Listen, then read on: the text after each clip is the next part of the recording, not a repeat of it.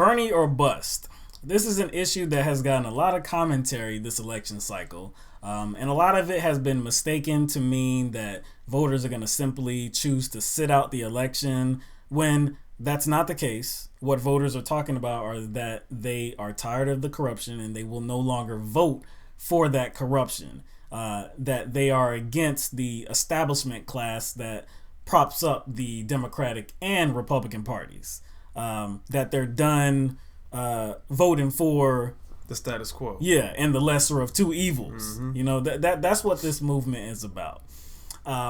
But a lot of the criticism of Bernie or bust is that it's a privileged argument, one that privileged people can make, namely white people, namely white men. They can afford to make that decision because, you know, if a Donald Trump gets into the White House, you know, it may not be so bad for them. Meaning, like, if Donald Trump or any Republican gets into the White House, it could negatively affect those groups of people. Black people, LGBT, poor people. Right. I don't put any kind of legitimacy on this privileged argument or this criticism, because the things that impact these communities that we're talking about, black people, brown people, LGBT, women, poor people, you know, the things that impact these communities, like if there's a lot of issues that we want to, there are a lot of issues that are important to us, and there's a lot of issues that we need progress on. But it's really hard to get that type of progress when corruption is smacking you right in the face, when it is going against what the establishment wants. Let's pick the minimum wage, right? We need a higher minimum wage, right? Now, Mrs. Hillary Clinton has said that compromise was not a dirty word. Mm-hmm. And she's already stated that $12 an hour is what should be the federal minimum wage, right? Now, if compromise is not a dirty word and she gets into office, do you really think that $12 an hour is going to be the minimum wage? Or is it going to be negotiated and then she's going to compromise right? Because the Republicans always hold pretty firm, right? Mm-hmm. And they always get the Democrats to lean their way. That happens all the time. I know, and that's just one issue. What about mass incarceration and it being encouraged by private prisons? Exactly. What about that? Mm-hmm. Compromise is not a dirty word. You know what I'm saying? Compromise is not a dirty word to a status quo corporatist, maybe. Right. And these are issues that are very important to these less privileged folk that this argument is about. Again, like you said, it's assuming, let's just talk about the privileged folk they're talking about. Mm-hmm. It assumes that they don't know what's going to happen to them either. Right. Like, there's this assumption that, you know, hey, you're going to vote against your own interests. Well, wait a second. So are all white people, specifically white men, right? Right. Are all of them somehow automatically well off because Trump wins or something? Right. That's the assumption. No. Why would Hillary Clinton be in our best interest? Doesn't she support the same corruption that we're all against?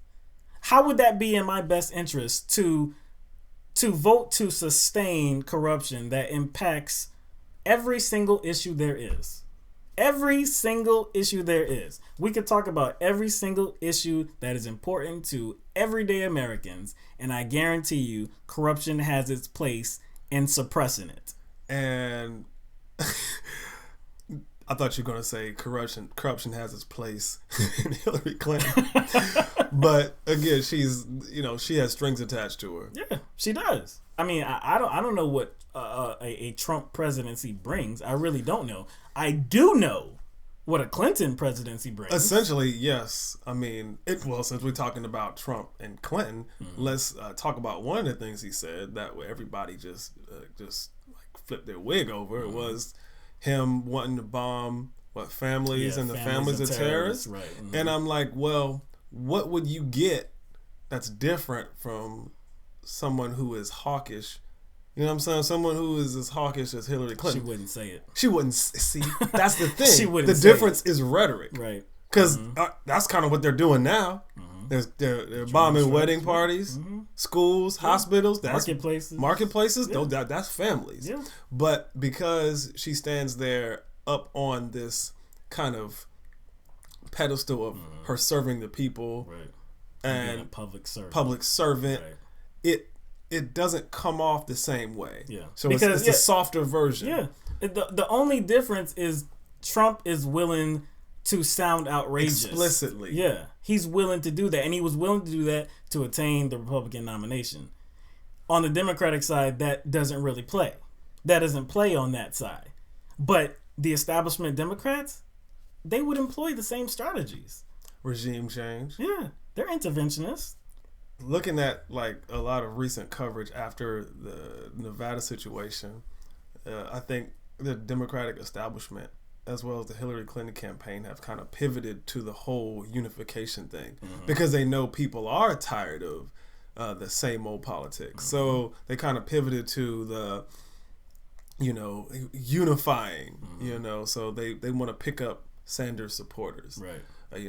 Sanders supporters are being kind of, I would say, spoken to in a condescending way. Like, why don't you want to unify, with us? You're destroying the Democratic Party. I'm like, no, y'all are destroying the Democratic Party. We've heard Debbie Wasserman Schultz's words when it comes to why the superdelegate process, or why they put that in place. Right. Why is to prevent any grassroots candidates from challenging. She said that with a straight face. Do you remember that? But hold on, there's not a grassroots activist running for president, though. Don't be ridiculous, right? Only Bernie Sanders. That's only Bernie Sanders. And she explicitly said it's pretty much so that they don't have to run against grassroots. I mean, she said it so plainly with a straight face. Like she's giving you the corruption on a platter, like on live TV, and saying there's nothing wrong with this. To me, that's like, I poisoned your food, but it doesn't matter. To me, that's like a political sociopath.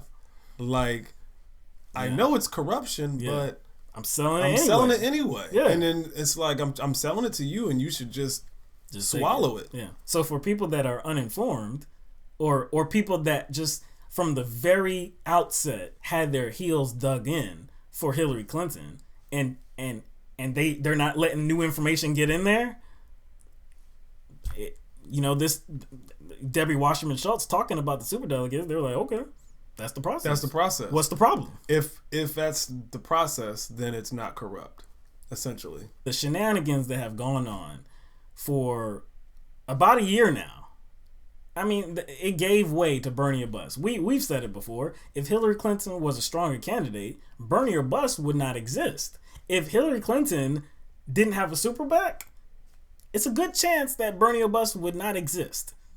If the election was not rigged, Bernie or bust would not exist. This is right on the shoulders of the establishment, of the corporate media, of the DNC. Basically, if Hillary Clinton wasn't the antithesis to progressivism, then we wouldn't have a problem. Wouldn't have a problem at all. If we had a true democratic process, Bernie or bust would not exist.